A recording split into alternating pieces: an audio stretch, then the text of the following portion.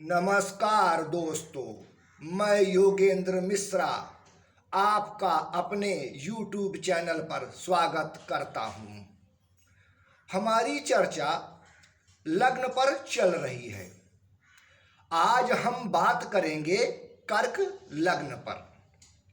मित्रों, जन्म कुंडली में 12 भावों में सबसे महत्वपूर्ण भाव जो है लग्न को माना जाता है। मित्रों, जैसे आप आपके चार्ट पेपर के सामने ये जन्म पत्रिका रखी हुई है मित्रों, ये लग्न लिखा हुआ है मित्रों।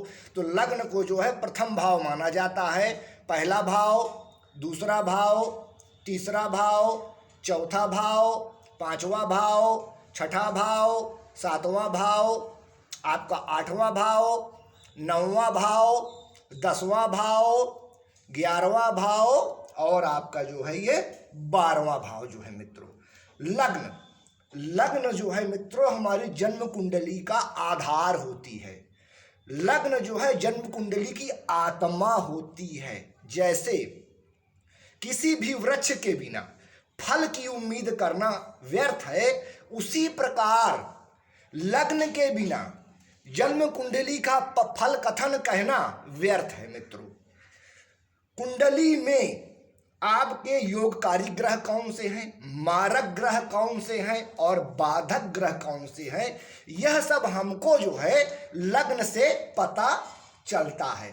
लग्न का अर्थ है हम स्वयं, हमारा शरीर, हमारी बनावट, हमारी प्रकृति, हमारा संपूर्ण अस्तित्व। इसलिए जो है लग्न जो है सबसे महत्वपूर्ण जो है मित्रों, 12 भावों में जो है लग्न की गिनती होती है सबसे महत्वपूर्ण भावों में। यह लग्न से ही जन्म कुंडली का स्वरूप निर्धारित होता है। लग्न को प्रथम भाव मानकर मित्रों, ये जो लग्न आप देख रहे हैं इसको प्रथम भाव मानकर हम जो है मानव जीवन के विभिन्न पक्षों की गणना करते हैं मित्रों। तो ये लग्न जो है मित्रों, ये जो है जन्म कुंडली का जो है मुख्य आधार हो गया मित्रों। आज मित्रों जिस विषय पे हमारी वार्ता हो रही है वो है कर्क लगन मित्रों। चार्ट पेपर मैं आपके सामने रखता हूं कर्क लगन का। ये देखिए मित्रों, आपके सामने ये चार्ट पेपर रखा हुआ है। यहाँ पे मित्रों आप देख रहे होंगे सामने ये लग्न लिखा हुआ है मित्रों, लग्न। और ये ऊपर जो है मित्रों 4 नंबर लिखा हुआ है मित्रों।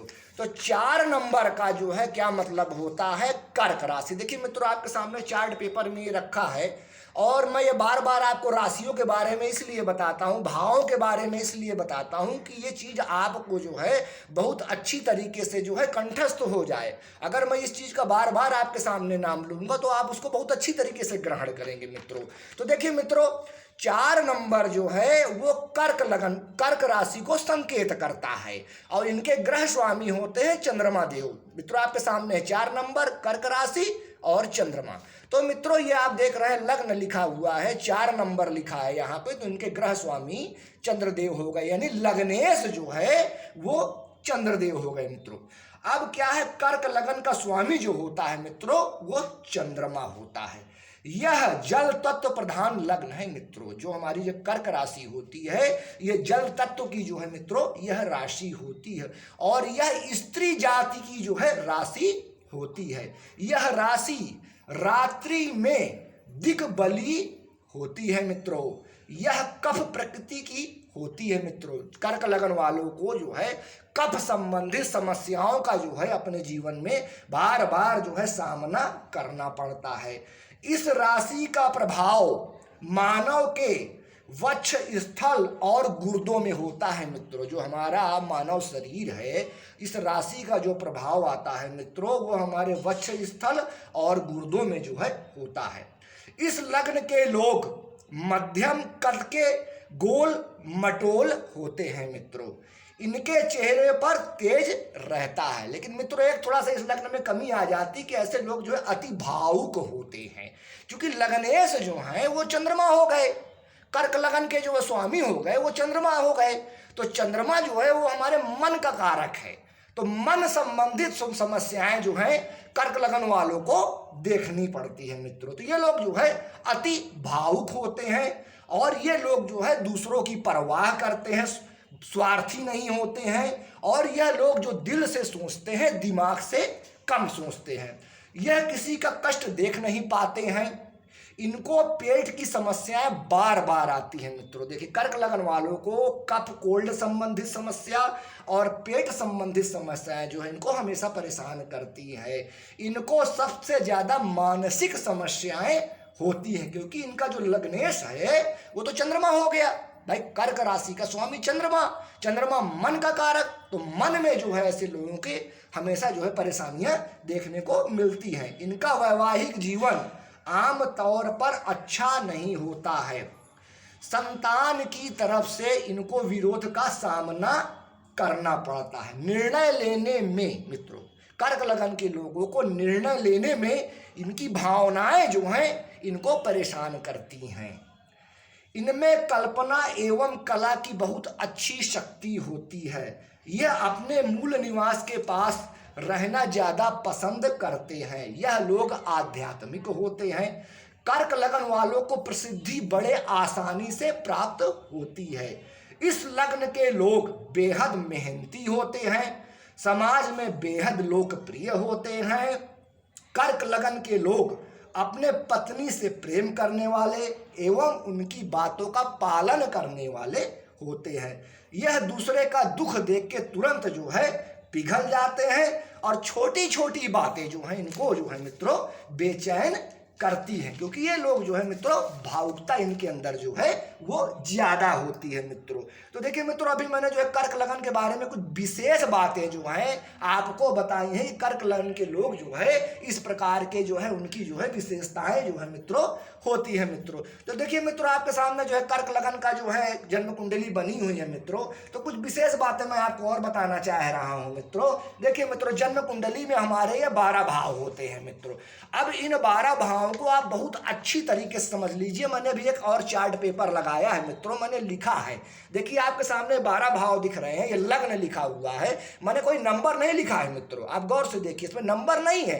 नंबर तो देखिए बदलते रहते हैं। मेष लग्न से शुरू होता है। देखिए मित्रों मेष लग्न, वृष लग्न, मिथुन लग्न, कर्क लग्न, सिंह लग्न, कन्या लग्न, तुला लग्न, वृश्चिक लग्न, आपकी धनु लग्न, मकर लग्न, कुंभ लग्न और आपकी ये मीन लग्न मित्रों। तो ये नंबर जो है ना आपके बदलते रहेंगे मित्रों, लेकिन जो भावों का जो प्रभाव है वो मित्रों जो है सेम वैसे ही रहेगा। तो देखिए लग्न लिखा है प्रथम भाव। प्रथम भाव यानी लग्न का मतलब हम स्वयं, और ये दूसरा भाव जो होता है मित्रों इसको मारक भाव कहा जाता है। हालांकि ये धनेश है, धन का भाव यहाँ से देखा जाता है, इनको धनेश बोला जाता है। धन, वाणी, कुटुंब जो है यहाँ से देखा जाता है। लेकिन मित्रों हमारे जो कुंडली के जो शास्त्र लिखे गए हैं, जो हमारे जो है लेखकों ने जो है लिखा है, नियम बनाया है ज्योतिष का, उन्होंने जो है दूसरे भाव को मारक की संज्ञा दी है मित्रों। तीसरा भाव जो है मित्रों सम हो जाता है, क्योंकि ये हमारे साहस का और हमारे पराक्रम का भाव होता है। चौथा भाव जो है मित्रों परम शुभ होता है, ये सुख का होता है। पांचवा भाव परम शुभ होता है मित्रों, ये त्रिकोण भाव हो गया। छठा भाव मित्रों तित्रिक भाव बोला जाता है। छठे भाव को, आठवें भाव को और 12वें भाव को मित्रों 3 भाव, छठा, 8वां और 12वां ये त्रिक भाव हो गए मित्रों। ये लिखा देखिए चार्ट पेपर में मैंने आपके सामने लिखा त्रिक। त्रिक का मतलब बाधक ग्रह, खराब रिजल्ट देने वाले बुरे भाव आप कहिए। ये 3 भाव जो है 6, 8 और 12 ये बुरे भाव कहे गए हैं मित्रों।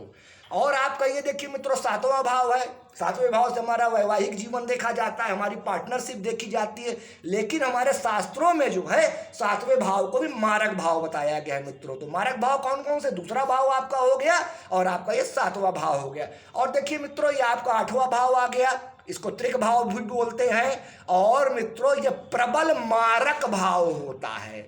8वां भाव जो है हमारी जन्म कुंडली में जो 12 भाव होते हैं उसमें सबसे खराब भाव जो है 8वां भाव को कहा जाता है, त्रिक भाव कहा जाता है। और देखिए मित्रों मैंने लिखा है प्रबल मारक होते हैं। हमारे जन्म कुंडली में 3 भाव जो है मारक का जो है प्रभाव देते हैं, दूसरा, 7वां और आपका 8वां। तो 8वां तो प्रबल मारक हो गया, सबसे खराब भाव हो गया मित्रों। ये 9वां भाव है आपका, ये शुभ भाव है, भाग्य का भाव है। ये 10वां भाव है मित्रों, ये शुभ है, शुभ भाव है आपका, केंद्र का भाव हो गया। मित्रों आपका जो 11वां भाव है मित्रों, ये सम भाव है। देखिए मित्रों, उसका कारण मैं आपको बता दूं। देखिए अगर आप त्रिक भाव देखेंगे तो लग्न से 6 त्रिक भाव आ गया, 6वां भाव। लग्न से 8वां भाव खराब भाव आ गया, त्रिक भाव। और लग्न से 12वां अगर भाव होगा, यानी 12 आप गिनेंगे तो त्रिक भाव है, यानी 6, 8 और 12। तो यहां से अगर हम 6 गिनेंगे, जैसे 1 2 3 4 5 6, फिर यहां से हम 6 गिने 1 2 3 4 5 6, तो मित्रों जो है ये त्रिक भाव का जो है प्रभाव यहां भी आएगा मित्रों, इसलिए यह सम भाव हो जाता है। हालांकि 11वां भाव हमारा आय का है, हमारा जो है इनकम का है, लेकिन छठे से छठा हो गया, तो जो छठे भाव का जो दुष्प्रभाव है, त्रिक प्रभाव है, वो थोड़ा सा यहां भी आएगा मित्रों। तो इसलिए इसको जो है समभाव की श्रेणी में देखा जाएगा मित्रों। अब आया आपका 12वां भाव मित्रों, ये त्रिक भाव कहा जाता है। इसमें बाधक ग्रह देखिए मैंने मित्रों लिखा हुआ है।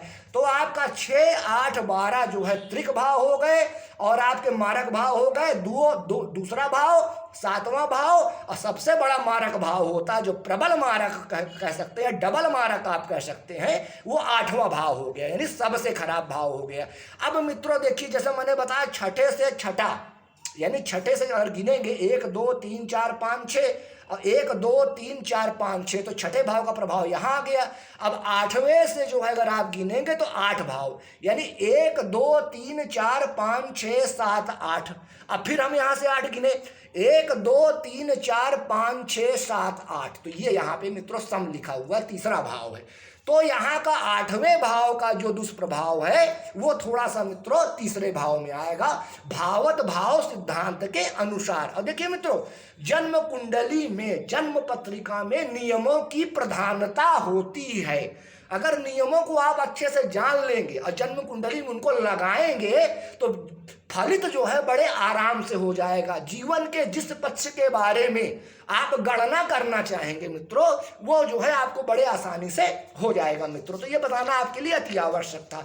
अब देखिए मित्रों, हम कर्क लगन की बात कर रहे हैं, तो कर्क लगन में जो है लग्नेश चंद्रमा हो गए, परम शुभ हो गए मित्रों।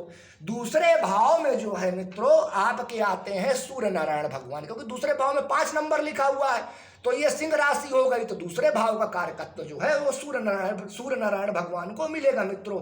अब जो है सूर्य नारायण भगवान जो है मित्रों, चूंकि दूसरा भाव जो है वो मारक होता है, तो मार्केश कहा जाएगा। लेकिन सूर्य नारायण भगवान चंद्रदेव के परम मित्र हैं, तो एक लग्नेश के मित्र हो गए। और दूसरी चीज, कुंडली में सूर्य और चंद्रमा को मित्रों मार्केश का दोष नहीं लगता है मित्रों, क्योंकि दूसरा भाव जो है मारक भाव कहा जाता है ना।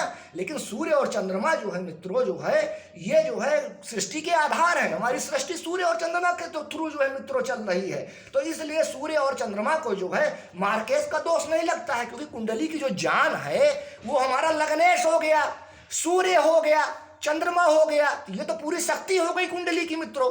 अब इसे सूर्य और चंद्रमा को अगर आप मार्केश की श्रेणी में डाल दोगे, खराब की श्रेणी में आप डाल दोगे, तो ये गड़बड़ हो जाएगा मित्रों, क्योंकि ये तो सृष्टि के आधार हो गए ना। और वैसे भी हमारे शास्त्रों में अगर आप शास्त्रों का अध्ययन करेंगे, जो हमारे पुराने ऋषि मुनियों ने शास्त्र लिखे हैं, उन्होंने साफ कहा है सूर्य और चंद्रमा को जो है मार्केश का दोष नहीं लगता है। तो यहाँ पे सूर्य नारायण भगवान जो है वो सम स्थिति में मित्रों हो जाएंगे मित्रों। अब तीसरे भाव में जो है मित्रों 6 नंबर लिखा हुआ है, बुध की राशि आती है। अब यहाँ पे जो बुध देव है मित्रों, वो 2 जगह के स्वामी हो जाएंगे, एक तीसरे भाव के स्वामी हो जाएंगे और एक आपके 12वें भाव के। तो मित्रों देखिए, 12वां भाव तो आप जानते हैं त्रिक भाव है, बुरा भाव है, महाखराब भाव है ये।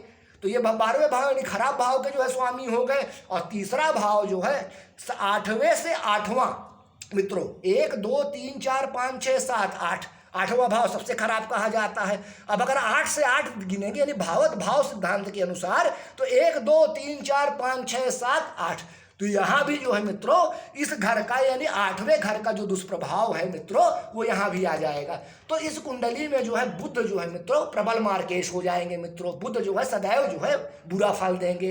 अब आते हैं मित्रों चतुर्थ भाव में। यहाँ पे 7 नंबर लिखा हुआ है। 7 नंबर का मतलब तुला राशि। तुला राशि के ग्रह स्वामी शुक्रदेव हो गए मित्रों। अब शुक्रदेव जो है 2 जगह के जो है यहाँ पे जो है स्वामी है। एक तो चतुर्थ भाव महाशुभ भाव और एक आपका जो है 11वां भाव मित्रों। तो 11वां भाव सम होता है, थोड़ा छठे भाव का प्रभाव आता है मित्रों। तो यहाँ पे जो है शुक्र देव जो है वो सम अवस्था में हो जाएंगे मित्रों।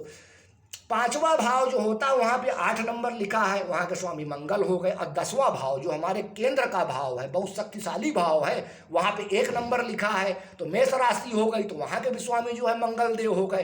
तो 5म भाव और 10म भाव, तो कर्क लगन के लिए सर्वाधिक योगकारी ग्रहों की श्रेणी में मंगल देव को गिना जाता है मित्रों। सबसे ज्यादा राजयोग जो है कर्क लगन की कुंडली में मंगल देव देते हैं मित्रों। अब आते हैं छठे भाव में। यहाँ पे 9 नंबर लिखा हुआ है, यानी धनु राशि लिखी हुई है। धनु राशि के ग्रह स्वामी होंगे देव गुरु बृहस्पति। तो देव गुरु बृहस्पति को छठे भाव का कारकत्व मिला, यानी त्रिक भाव का। इसके बाद यहाँ पे जो है अगर भाग्य भाव में 9वें भाव में आप आएंगे मित्रों, तो यहाँ पे जो है मित्रों जो है 12 नंबर लिखा है, यानी मीन राशि। तो मीन राशि के जो स्वामी होंगे देव गुरु बृहस्पति हो जाएंगे। तो बृहस्पति एक त्रिक भाव यानी एक बुरे भाव के स्वामी है, और दूसरा जो है वो 9वें भाव यानी वो भाग्य का जो स्थान होता है, जहाँ से हमारा भाग्योदय देखा जाता है, वहाँ का स्वामी हो गए मित्रों।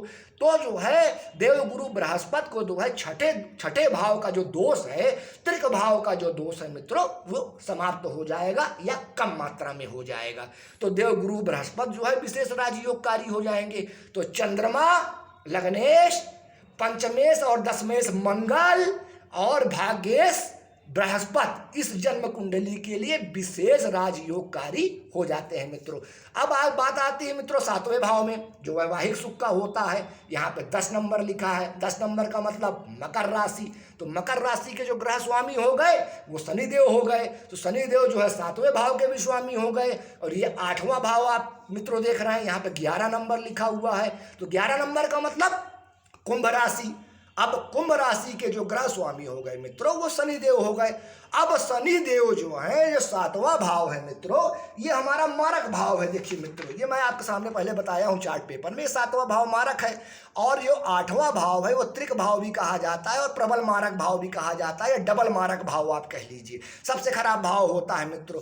तो इन 2 खराब भाव के कारण शनिदेव अति प्रबल मार्केश हो जाते हैं। यानी कर्क लगन की कुंडली में शनिदेव के जो है दुष्परिणाम सबसे ज्यादा जो है देखने को मिलते हैं। तो शनिदेव और आपके बुध देव जो है मित्रों, ये जो है प्रबल मार्केश हो जाएंगे। देखिए मित्रों, कर्क लगन की कुंडली में राजयोगकारी स्थिति चंद्रमा, मंगल और बृहस्पति से प्राप्त होती है। समग्रह आपके जो है मित्रों सूर्य नारायण भगवान हो गए और आपके शुक्रदेव हो गए। और मारक ग्रह की श्रेणी में आपके जो है बुध देव हो गए मित्रों, और आपके जो है ये शनि देव हो गए मित्रों। तो कर्क लग्न की कुंडली में मित्रों जो है बुध देव और शनि देव जो है खराब रिजल्ट जो है प्रदान करते हैं। और चंद्रमा है, मंगल है, गुरु है, ये विशेष राजयोग देते हैं। शुक्र भी अच्छा राजयोग देता है मित्रों। देखिए कर्क लगन के लिए, क्योंकि सुखेश हो गया।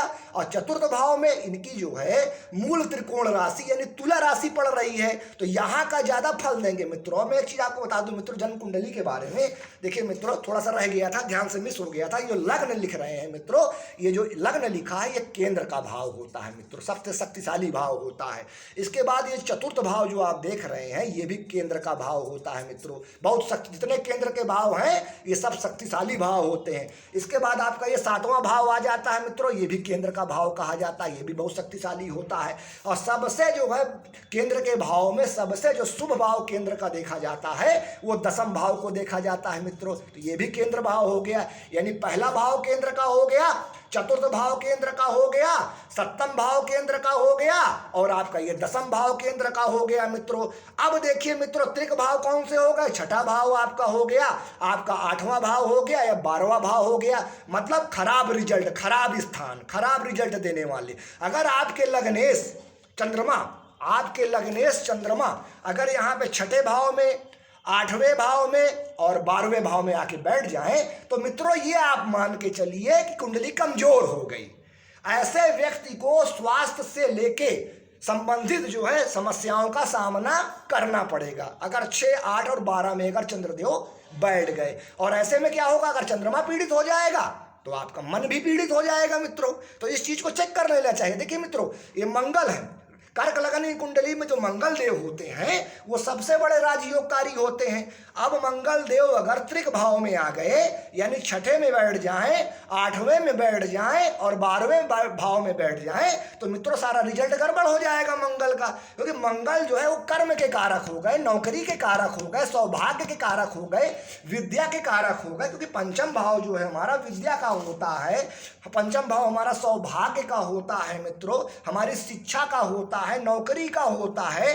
तो मित्रों जो पंचम भाव और दसम भाव होकर विशेष राजयोगकारी है, लेकिन अगर 6, 8, 12 में चले गए तो इनका रिजल्ट जो है मित्रों बहुत खराब हो जाएगा, बहुत अच्छा ये रिजल्ट नहीं दे पाएंगे जीवन में। तो ऐसे लोगों को कैरियर संबंधित जो है सदैव जो है परेशानियां देखनी पड़ेगी। अब देखिए मित्रों, जमा धन के लिए किनको देखा जाएगा, सूर्य नारायण भगवान को देखा जाएगा, क्योंकि जमा धन के जो कारक हो गए वो सूर्य नारायण भगवान हो गए। अब अगर सूर्य नारायण भगवान 6, 8 और 12 में बैठ गए तो व्यक्ति को जो है धन संबंधित जो है हमेशा परेशानियों का सामना करना पड़ेगा। वाणी में उसको समस्या आएगी, बोलने में, क्योंकि भाई जो दूसरा भाव है वो हमारे वाणी का भी है, हमारे जमा धन का भी है, हमारे कुटुंब का भी है।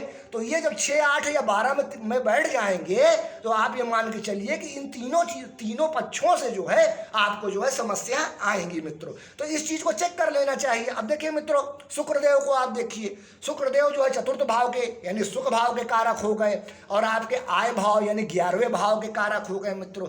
अब अगर शुक्रदेव जो है 6, 8, 12 में बैठ जाएंगे मित्रों तो जो है आय संबंधित समस्याएं होंगी, पैसा नहीं आएगा आदमी के पास, पैसा आएगा तो रुक रुक के आएगा। मतलब धन को लेके, आय को लेके जो है उसको जो है जीवन में संघर्ष करना पड़ेगा मित्रों। तो ये आप समझ लीजिए मित्रों कि 6, 8 और 12 भाव इतने खराब होते हैं। लेकिन मित्रों ऐसा नहीं है, 6, 8, 12 भाव भी बहुत कभी कभी अच्छे रिजल्ट देते हैं। वो कैसे, अगर छठे भाव का स्वामी यानी यहाँ का बृहस्पति यहाँ पे अगर शनि के स्थान पे बैठ गए, छठे भाव का जो स्वामी है वो 8वें भाव में बैठ जाए, 8वें भाव का स्वामी अगर 12वें भाव में बैठ जाए तो ऐसे ग्रह जो हैं अपनी दशा और अंतर दशा में जो है विशेष प्रकार का जो है मित्रों राजयोग देते हैं। तो मित्रों आज के लिए इतना ही। अगर मैं ज़्यादा बड़ा वीडियो बनाऊंगा तो फिर आपको भ्रम होने लगेगा, तो मैं थोड़ा थोड़ा मित्रों आपको सिखाना चाहता हूं। आप मेरे वीडियो को अगर अच्छी तरीके से समझेंगे तो कुंडली देखना आपके लिए बड़ा आसान हो जाएगा मित्रों। तो नमस्कार मित्रों।